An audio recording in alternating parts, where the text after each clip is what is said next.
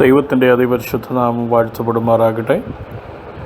വീണ്ടും ഒരു പ്രാവശ്യം കൂടെ തിരുവചന ചിന്തകളുമായി നിങ്ങളുടെ മുമ്പാകെ കടന്നു വരുവാൻ ദൈവമായ കർത്താവ് നൽകിയ നല്ല സമയത്തെ ഓർത്ത് ദൈവത്തെ സ്തുതിക്കുന്നു.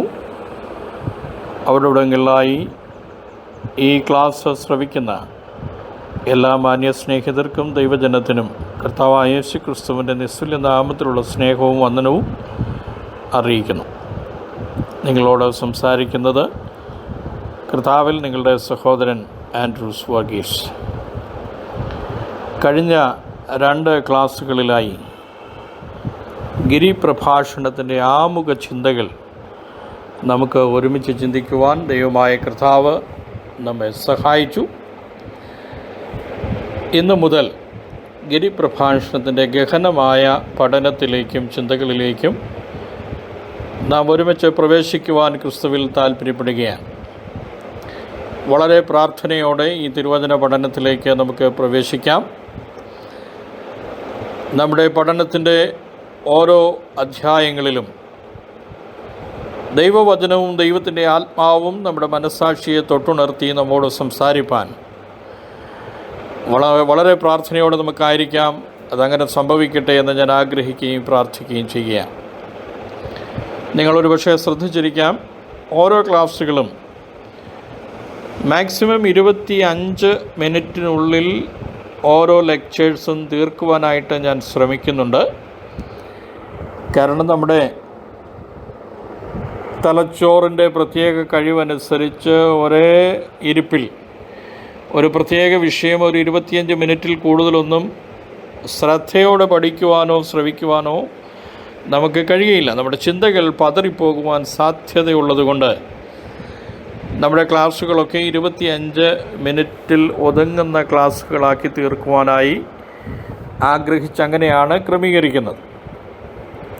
ഇന്ന് മുതൽ നമ്മൾ ഗഹനമായ വിശദമായ പഠനത്തിലേക്ക് പ്രവേശിക്കുമ്പോൾ ഒരു ടോപ്പിക്ക് 25 മിനിറ്റിനകത്തുള്ള ഒരു ലെക്ചറിൽ ഒതുക്കുവാൻ ഞാൻ ശ്രമിക്കുന്നതായിരിക്കും. എന്നാൽ അതിന് കഴിയാതെ വന്നാൽ നിശ്ചയമായും അതിൻ്റെ തുടർ പഠനങ്ങളുണ്ടാവും.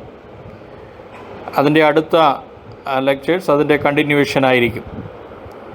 കാരണം നമ്മൾ വചനപുസ്തകം പഠിക്കുമ്പോൾ എത്ര സംക്ഷിപ്തമായി നാം പഠിച്ചാലും അത്യാവശ്യമായും ചിന്തിക്കേണ്ട വിഷയങ്ങൾ ചിന്തിച്ച് തന്നെ മുമ്പോട്ട് പോകണം എന്നുള്ളത് ആവശ്യമാകയാൽ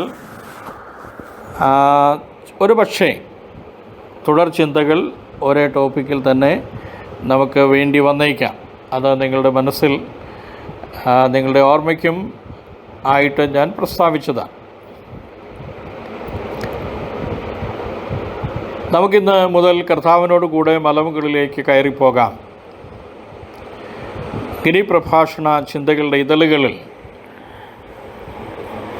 വിശദമായൊരു പഠനത്തിന് വിധേയമാക്കുവാൻ ഇന്ന് മുതൽ നാം ആരംഭിക്കുകയാണല്ലോ. കർത്താവിനോട് ഒരുമിച്ച് മലമുകളിലായിരിക്കാൻ, കർത്താവിൽ നിന്ന് ചിലതെല്ലാം കേൾക്കുവാൻ ദൈവം നമ്മെ ധാരാളമായി സഹായിക്കുമാറാകട്ടെ. ന്യായപ്രമാണത്തെ നിവർത്തിക്കുന്നതും ക്രൈസ്തവ ദർശനത്തെ പൂർണ്ണമാക്കുന്നതുമായ ഒരു നല്ല വിശദീകരണമാണ് കർത്താവിൻ്റെ ഭാഗത്തു നിന്ന് ഗിരിപ്രഭാഷണത്തിൽ നമുക്ക് ലഭിക്കുന്നത്. ലോകം കേട്ടിട്ടുള്ളതിൽ വെച്ച് ഏറ്റവും വിസ്തൃതമായ ഒരു പ്രഭാഷണം കൂടെയാണ് ഗിരിപ്രഭാഷണം. ഏറ്റവും വിസ്തൃതമായ ഒരു പ്രഭാഷണം. മത്തായി സുവിശേഷം 5-ാം അധ്യായത്തിൻ്റെ ആരംഭം മുതൽ തുടങ്ങുന്ന ഈ പ്രഭാഷണത്തെ 1 മുതൽ 12 വരെയുള്ള വേദഭാഗങ്ങൾ ഭാഗ്യവർണ്ണന എന്ന് വേണമെങ്കിൽ വിശേഷിപ്പിക്കാം. ഭാഗ്യവർണ്ണന. ഈ വേദഭാഗത്ത് 8 സൗഭാഗ്യങ്ങളെക്കുറിച്ച് വിശദീകരിക്കുന്നു. 8 സൗഭാഗ്യങ്ങൾ വിശദീകരിക്കുകയാണ്. അതുകൊണ്ട് ചിന്തകന്മാർ ഇതിനെ അഷ്ടസൗഭാഗ്യങ്ങളെന്നും ഈ ഭാഗത്തെക്കുറിച്ച് പറയാറുണ്ട്. അഷ്ടസൗഭാഗ്യങ്ങൾ എന്നും പറയാം. ഒന്നാമത്തത്, ആത്മാവിൽ ദരിദ്രരായവർ ഭാഗ്യവാന്മാർ, സ്വർഗരാജ്യം അവർക്കുള്ളത്. ദുഃഖിക്കുന്നവർ ഭാഗ്യവാന്മാർ, അവർക്ക് ആശ്വാസം ലഭിക്കും. സൗമ്യതയുള്ളവർ ഭാഗ്യവാന്മാർ, അവർ ഭൂമിയെ അവകാശമാക്കും. നീതിക്ക് വിശന്ന് ദാഹിക്കുന്നവർ ഭാഗ്യവാന്മാർ, അവർക്ക് തൃപ്തി വരും. കരുണയുള്ളവർ ഭാഗ്യവാന്മാർ, അവർക്ക് കരുണ ലഭിക്കും. ഹൃദയശുദ്ധിയുള്ളവർ ഭാഗ്യവാന്മാർ, അവർ ദൈവത്തെ കാണും. സമാധാനമുണ്ടാക്കുന്നവർ ഭാഗ്യവാന്മാർ, അവർ ദൈവത്തിൻ്റെ പുത്രന്മാർ എന്ന് വിളിക്കപ്പെടും. നീതി നിമിത്തം ഉപദ്രവിക്കപ്പെടുന്നവർ ഭാഗ്യവാന്മാർ, സ്വർഗരാജ്യം അവർക്കുള്ളത്. കേൾവിക്കാരൻ്റെ മനസ്സ് വായിച്ചറിഞ്ഞ് പ്രസംഗിക്കുന്ന പ്രഭാഷകനാണ് യേശു. ദുഃഖിക്കുന്നവരുടെയും അപമാനിക്കപ്പെട്ടവരുടെയും അപമാനിതരുടെയും അകറ്റി നിർത്തപ്പെട്ടവരുടെയും പക്ഷത്ത് നിന്നുകൊണ്ട് യേശു സംസാരിക്കുന്ന വാക്യങ്ങൾ ഈ ഗിരിപ്രഭാഷണത്തിൽ നമുക്ക് കാണുവാനായിട്ട് കഴിയും. യേശുവിനെക്കുറിച്ച് നമ്മൾ ഈ ഭാഗം വായിച്ച് ചിന്തിക്കുമ്പോൾ വളരെയധികം മനസ്സലിവുള്ള കമ്പാഷനേറ്റായിട്ടുള്ള ഒരു പ്രഭാഷകനാണ് യേശു. പുരുഷാരത്തെ കണ്ട് മനസ്സലിയുന്ന കമ്പാഷനേറ്റ് പ്രീച്ചർ എന്ന് വേണമെങ്കിൽ യേശുവിനെക്കുറിച്ച് പറയാം. യേശുവിനൊരു രാജാവാകുവാനുള്ള ആഗ്രഹമില്ല. യേശുവിനെക്കുറിച്ച് പറയുവാൻ കഴിയുന്ന ഏറ്റവും ആപ്റ്റായിട്ടുള്ള ഒരു വാക്കെന്ന് പറയുന്നത് ഒരു മഹാനാകാൻ ആഗ്രഹമില്ലാത്ത ഒരു നേതാവ് എന്ന് പറഞ്ഞാൽ ഒരു സെർവൻറ്റ് ലീഡർ എന്ന് വേണമെങ്കിൽ പറയാം. ദാസനാകുവാൻ ആഗ്രഹിക്കുന്ന ഒരു നേതാവ്, ദാസനാകുവാൻ ആഗ്രഹിക്കുന്ന സെർവൻറ്റ് ലീഡറായ ആ പ്രസംഗകൻ്റെ യേശുവിൻ്റെ പ്രസംഗത്തിൽ ശ്രോതാക്കൾക്ക് ആശ്വാസവും സൗഖ്യവും വിടുതലും അനുഭവപ്പെട്ടു എന്ന് ഈ വേദഭാഗങ്ങൾ വായിക്കുമ്പോൾ നമുക്ക് മനസ്സിലാകുന്നു. ഞാനതൊന്നുകൂടെ പറയട്ടെ. ശ്രോതാക്കൾക്ക് ആശ്വാസവും സൗഖ്യവും വിടുതലും അനുഭവപ്പെട്ടു. ഈ ഭാഗങ്ങളിലേക്കുള്ള നമ്മുടെ ചിന്തയിൽ നിശ്ചയമായും ദൈവത്തിൻ്റെ ആത്മാവ് നമ്മെ രൂപീകരണത്തിനായി, നമ്മുടെ സ്വഭാവ രൂപാന്തരത്തിനായി, നമ്മുടെ ആത്മീകമായ വളർച്ചയ്ക്കായി ഒക്കെ നമ്മെ സഹായിക്കട്ടെ എന്ന ആത്മാവിൽ ആത്മാർത്ഥമായിട്ട് ആഗ്രഹിക്കുക. ഒരു ഭക്തൻ പറഞ്ഞത്, this is the great manifesto of the kingdom of God. ഈ sermon on the mount is the great manifesto of the kingdom of God. ദൈവരാജ്യത്തിൻ്റെ ഒരു മാനിഫെസ്റ്റോ ആണെന്ന് പറഞ്ഞിരിക്കുക. And this is addressed to the disciples, not to the multitudes. ഈ sermon on the mount address ചെയ്തിരിക്കുന്നത് യേശുവിൻ്റെ ശിഷ്യന്മാരെയാണ്. ഒരു വലിയ മൾട്ടിറ്റ്യൂഡിനെ അഡ്രസ്സ് ചെയ്തുകൊണ്ട് നടത്തിയ ഒരു പ്രസംഗമല്ല. ഞാൻ മുമ്പേ പറഞ്ഞുവല്ലോ, 5-ാം അധ്യായത്തിൻ്റെ ആരംഭഭാഗ്യം അഷ്ടസൗഭാഗ്യങ്ങളെക്കുറിച്ച്, ബീറ്റിറ്റ്യൂഡ്സിനെ കുറിച്ച് പറയുക.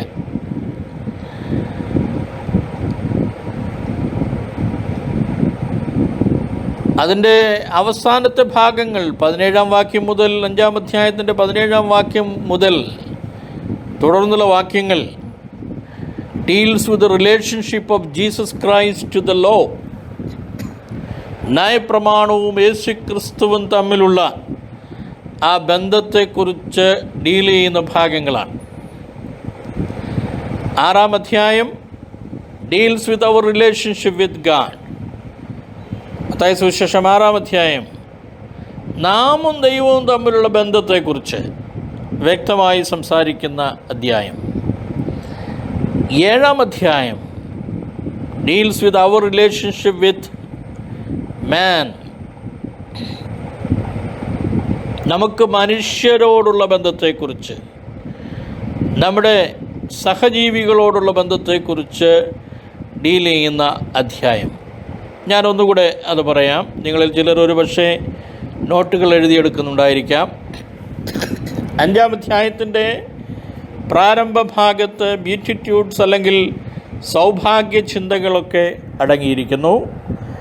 5-ാം അധ്യായത്തിൻ്റെ 2-ാമത്തെ ഭാഗത്ത് യേശുവും ന്യായപ്രമാണവും തമ്മിലുള്ള ബന്ധത്തെക്കുറിച്ച് സംസാരിച്ചിരിക്കുന്നു. 6-ാം അധ്യായം നാമും ദൈവവും തമ്മിലുള്ള ബന്ധത്തെക്കുറിച്ച് സംസാരിക്കുന്നു. 7-ാം അധ്യായം നാമും നമ്മുടെ സഹജീവികളായ മറ്റ് മനുഷ്യരുമായിട്ടുള്ള ബന്ധത്തെക്കുറിച്ച്, നമ്മുടെ റിലേഷൻഷിപ്പിനെ കുറിച്ച് സംസാരിക്കുക. വേദപുസ്തക ചിന്തകൾ, വേദപുസ്തക പഠനത്തിൽ നാം ശ്രദ്ധിക്കേണ്ട ചില കാര്യങ്ങൾ. How we are going to interpret the Bible, interpret the word of God. അതൊരു വലിയ ചിന്തയാണ്. വേദപുസ്തകത്തെ നാം എങ്ങനെ വ്യാഖ്യാനിക്കും, എങ്ങനെയുള്ള വ്യാഖ്യാനങ്ങളാണ് ഏറ്റവും നാച്ചുറലായിട്ട് ഇരിക്കുന്നത് എന്ന് നാം മനസ്സിലാക്കണം. അനേക നിലയിലുള്ള വേദപുസ്തക വ്യാഖ്യാനങ്ങളും പഠിപ്പിക്കലുകളും നിലനിൽക്കുന്ന ഒരു സമൂഹത്തിലാണല്ലോ ഞാനും നിങ്ങളും ജീവിക്കുന്നത്. അനേക രീതിയിൽ ഈ വ്യാഖ്യാനങ്ങളൊക്കെ നടത്താറുണ്ട്. ഞാൻ ഇതിൻ്റെ പഠനത്തോടുള്ള ബന്ധത്തിൽ അനേക ദൈവദാസന്മാർ ഈ വിഷയത്തെക്കുറിച്ച് സംസാരിച്ചിരിക്കുന്നതിൻ്റെ, എഴുതിയിരിക്കുന്നതിൻ്റെ രേഖകളൊക്കെ ഞാൻ പരിശോധിക്കുകയുണ്ടായി. ഒരിക്കലും അംഗീകരിക്കാൻ കഴിയാത്ത, എന്നെ സംബന്ധിച്ചിടത്തോളം, ഞാൻ വേദപുസ്തകം പഠിച്ച് മനസ്സിലാക്കിയിടത്തോളം ഈ വാക്യങ്ങളുടെ അർത്ഥമായി, വ്യാഖ്യാനമായി അംഗീകരിക്കാൻ കഴിയാത്ത ചില വ്യാഖ്യാനങ്ങളൊക്കെ ഇതിനിടയ്ക്ക് എനിക്ക് കേൾക്കുവാനും വായിക്കുവാനും ഒക്കെ ഇട വന്നിട്ടുണ്ട്. അതെല്ലാം ഞാൻ അവോയ്ഡ് ചെയ്യുകയാണ്. കാരണം വേദപുസ്തക വ്യാഖ്യാനം നാം നടത്തുമ്പോൾ നാം മനസ്സിലാക്കേണ്ട ഒരു കാര്യമെന്ന് പറയുന്നത്, the most understandable and natural meaning is usually the correct interpretation. The most understandable and natural meaning എന്ന് പറഞ്ഞാൽ മനുഷ്യന് മനസ്സിലാകുന്ന സ്വാഭാവികമായ അർത്ഥതലങ്ങൾ വെളിവാക്കുന്ന ആ വ്യാഖ്യാനമാണ് ഏറ്റവും കറക്റ്റായിട്ടുള്ള, ഏറ്റവും സത്യസന്ധമായിട്ടുള്ള വ്യാഖ്യാനമെന്ന് പറയുന്നത്. നമ്മളത് മനസ്സിലാക്കണം. ഒരുപാട് അലിഗറിക്കൽ ഇൻ്റർപ്രിട്ടേഷൻ എന്ന് പറഞ്ഞാൽ വായി തോന്നുന്നതൊക്കെ വിളിച്ചു പറയുന്ന ഇൻ്റർപ്രിട്ടേഷൻ ഒരുപാട് കേൾക്കുന്ന ഒരു കാലഘട്ടത്തിലാണ് ഞാൻ നിങ്ങളൊക്കെ ജീവിക്കുന്നത്. പ്രസംഗങ്ങളുടെ മനോധർമ്മം അനുസരിച്ച് വേദപുസ്തക വാക്യങ്ങളെ വ്യാഖ്യാനിക്കുന്ന ഒരു കാലഘട്ടത്തിലാണ് നമ്മൾ ജീവിക്കുന്നത്. നമ്മൾ മനസ്സിലാക്കണം. അതിൻ്റെ ദോഷങ്ങൾ ഇന്ന് ദൈവസഭ അനുഭവിക്കുന്നുണ്ട്. വ്യക്തമായ വേദപുസ്തക പരിജ്ഞാനം ജനത്തിന് ഇല്ല. അതൊക്കെ നാം ഒന്ന് മനസ്സിലാക്കിയിരിക്കുന്നത് നല്ലതാണ്. അതുകൊണ്ട് മനുഷ്യന് മനസ്സിലാകുന്ന മോസ്റ്റ് അണ്ടർസ്റ്റാൻഡബിളായിട്ടുള്ള, നാച്ചുറലായിട്ടുള്ള അർത്ഥതലങ്ങൾ വെളിവാക്കുന്ന വ്യാഖ്യാന ശൈലിയിലായിരിക്കും നമ്മുടെ പഠനങ്ങൾ മുമ്പോട്ട് പോകുന്നത് എന്ന് ഞാൻ ഇന്ന് പകലിൽ ഈ ലെക്ചറിൽ നിങ്ങളെ ഓർമ്മിപ്പിക്കുവാനായിട്ട് താല്പര്യപ്പെടുകയാണ്. ബീറ്റിറ്റ്യൂഡ്സിനെ കുറിച്ച്, അഷ്ടസൗഭാഗ്യങ്ങളെക്കുറിച്ച് ഞാൻ പറഞ്ഞുവല്ലോ. 8 എണ്ണം. അതിൽ ആദ്യത്തെ 7 എണ്ണം മേക്കപ്പ് ടു ക്രിസ്ത്യൻ ക്യാരക്ടർ. ഒരു ക്രിസ്ത്യൻ്റെ, ഒരു വിശ്വാസിയുടെ, ഒരു ക്രിസ്ത്യാനിയുടെ സ്വഭാവ രൂപീകരണത്തെക്കുറിച്ച് സംസാരിക്കുന്ന, അല്ലെങ്കിൽ അതിനുതകുന്ന ട്രാൻസ്ലേഷൻ, അല്ലെങ്കിൽ അതിനുതകുന്ന പഠിപ്പിക്കലുകളാണ് ആദ്യത്തെ 7 സൗഭാഗ്യ ചിന്തകളെന്ന് പറയുന്നത്. എന്നാൽ 8ാമത്തെ സൗഭാഗ്യ ചിന്ത deals with the reaction of the world to these traits. ഈ മുകളിൽ പറഞ്ഞ വിഷയങ്ങളെക്കുറിച്ച് ലോകം എങ്ങനെ പ്രതികരിക്കുന്നു എന്നുള്ളതിൻ്റെ അർത്ഥതലങ്ങളും വെളിവാക്കുന്ന ഒരു ചിന്തയാണ് 8ാമത്തെ ആ ചിന്ത, സൗഭാഗ്യ ചിന്ത എന്ന് പറയുന്നത്. ഈ എല്ലാ സ്വഭാവവിശേഷങ്ങളും, ഈ അഷ്ടസൗഭാഗ്യത്തിൽ പറഞ്ഞിരിക്കുന്ന എല്ലാ ഭാഗ്യചിന്തകളും, ഈ ക്യാരക്ടറിസ്റ്റിക്സ് എല്ലാം തന്നെ ഇൻ്റർ റിലേറ്റഡ് ആണ്, പ്രോഗ്രസീവാണ്. എന്ന് പറഞ്ഞാൽ ഇത് പരസ്പരമായി ബന്ധിക്കപ്പെട്ട് കിടക്കുന്നതും ഒന്നിൽ നിന്നൊന്ന് ദൈവബന്ധത്തിലും മനുഷ്യബന്ധത്തിലും പുരോഗതിയെ പ്രാപിക്കുന്നതുമായ ഇൻ്റർ റിലേറ്റഡ് ആൻഡ് പ്രോഗ്രസീവായിട്ടുള്ള ചിന്തകളാണ് ഈ ആരംഭത്തിൽ നാം പഠിക്കുന്ന ഈ ചിന്തകളെന്ന് പറയുന്നത്. ഇതൊന്നും ഒരു മനുഷ്യനിൽ അഷ്ടസൗഭാഗ്യങ്ങളിൽ പറഞ്ഞിരിക്കുന്ന ആ ചിന്തകളൊന്നും തന്നെ നാച്ചുറൽ ക്യാരക്ടറിസ്റ്റിക്സ് അല്ല, നാച്ചുറലായിട്ടുള്ള ആ സ്വഭാവങ്ങളല്ല. ഒരു നാച്ചുറൽ മനുഷ്യനിൽ, ഒരു സ്വാഭാവിക മനുഷ്യനിൽ കാണുവാൻ കഴിയുന്ന സ്വഭാവ വിശേഷതകളല്ല ഇവിടെ പ്രതിപാദിച്ചിരിക്കുന്നത്. നാം അത് പ്രത്യേകം മനസ്സിലാക്കണം. There is a sharp distinction between Christian and non-Christian. ഒരു ക്രിസ്ത്യാനി എന്ന് ഞാൻ പറയുമ്പോൾ ഞാൻ അർത്ഥമാക്കുന്നത് ക്രിസ്ത്യാനിയുടെ പേരുള്ളവനോ ക്രിസ്തീയ കുടുംബത്തിൽ ജനിച്ചവനോ എന്നുള്ള അർത്ഥത്തിലൊന്നുമല്ല ഞാനത് അർത്ഥമാക്കുന്നത്. യേശു ക്രിസ്തുവിനെ കർത്താവും രക്ഷിതാവുമായി അംഗീകരിച്ച്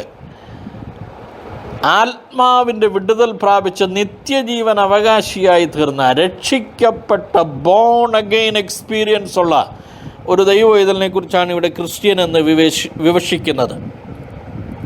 അപ്പോൾ there is a sharp distinction between Christian and non-Christian. That differences, that distinction we can see in things they admire and seek.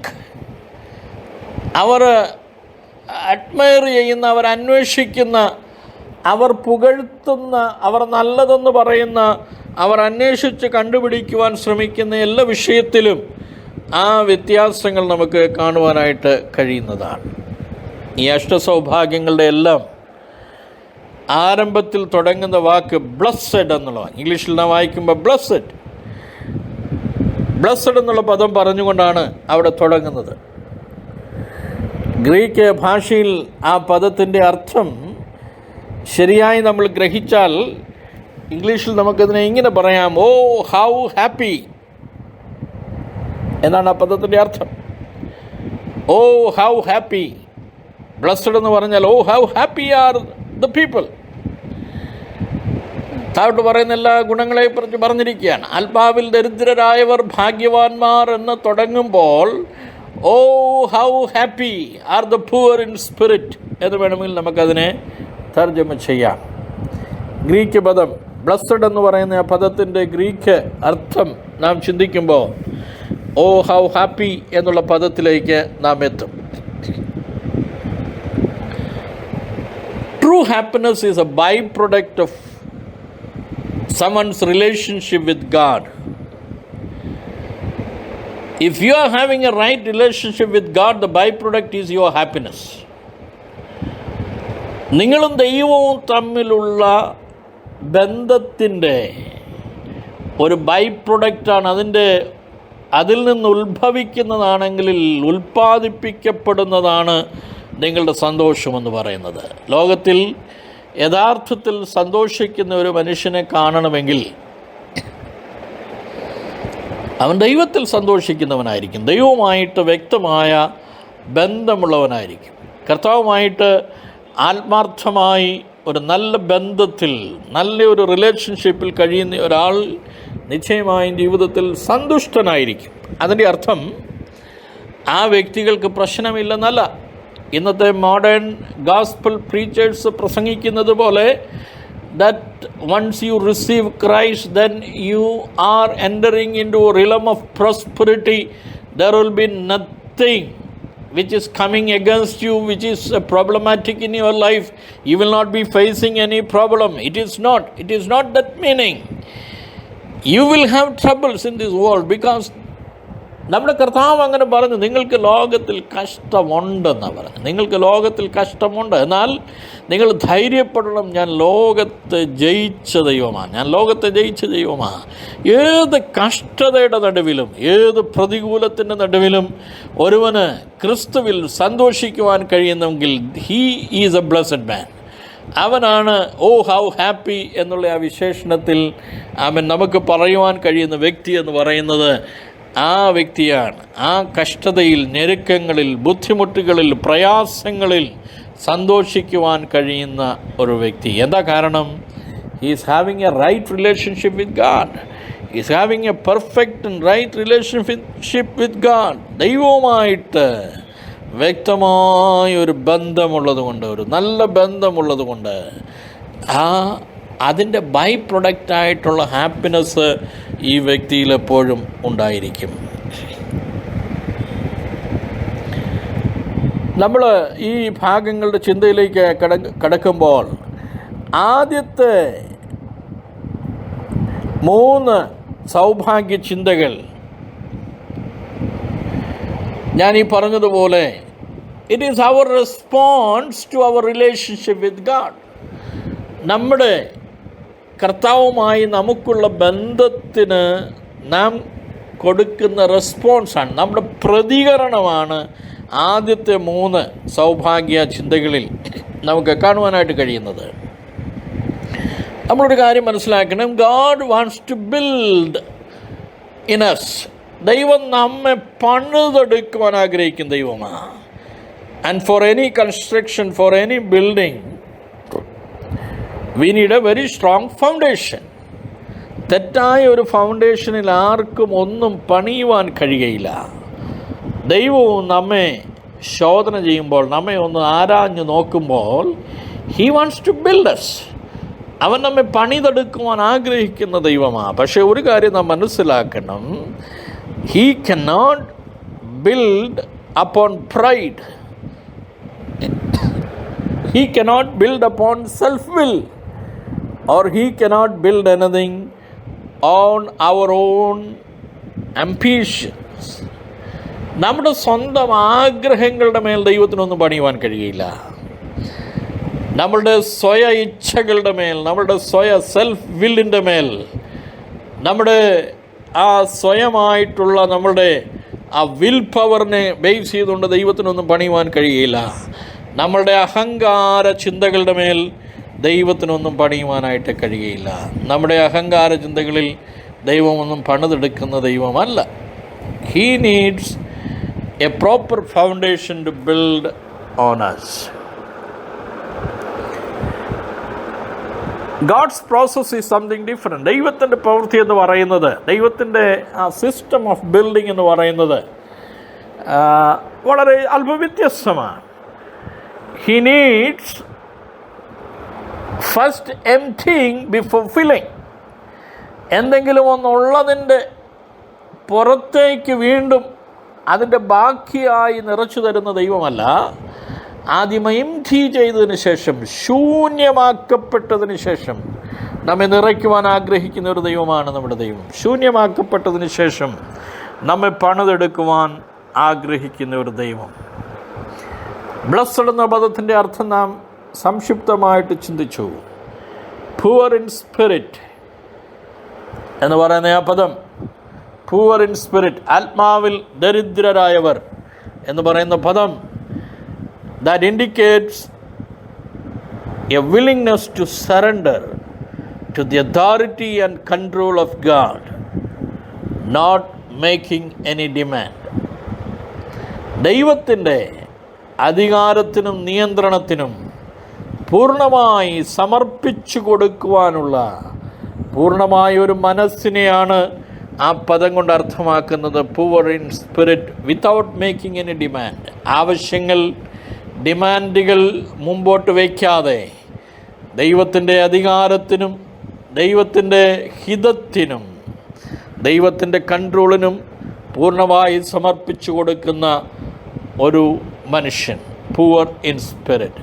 They are blessed. Oh, how happy the man who is willing to surrender himself before the authority and control of God. ദൈവത്തിൻ്റെ അധികാരത്തിന്, ദൈവത്തിൻ്റെ നിയന്ത്രണത്തിന് പൂർണ്ണമായി സമർപ്പിക്കുവാൻ കഴിയുന്ന ആ മനുഷ്യൻ എത്ര ഭാഗ്യവാനാണ്. അങ്ങനെയുള്ളൊരാൾ എത്ര ഭാഗ്യവാനാണ്. എൻ്റെ ചിന്ത പാതിയിൽ വെച്ച് ഞാനിവിടെ നിർത്തുകയാണ്. ഞാൻ ആരംഭത്തിൽ പറഞ്ഞതുപോലെ ഈ ചിന്ത തുടരും. നാം ബീറ്റിറ്റ്യൂഡ്സിൻ്റെ ചിന്തകളിലേക്ക് കടന്നതേ ഉള്ളൂ. ഒന്നാമത്തെ ബീറ്റിറ്റ്യൂഡ്സിൻ്റെ ചിന്ത അടുത്ത ലെക്ചറിൽ നാം തുടരുന്നതായിരിക്കും. ദൈവം നമ്മെ ധാരാളമായി സഹായിക്കുമാറാകട്ടെ.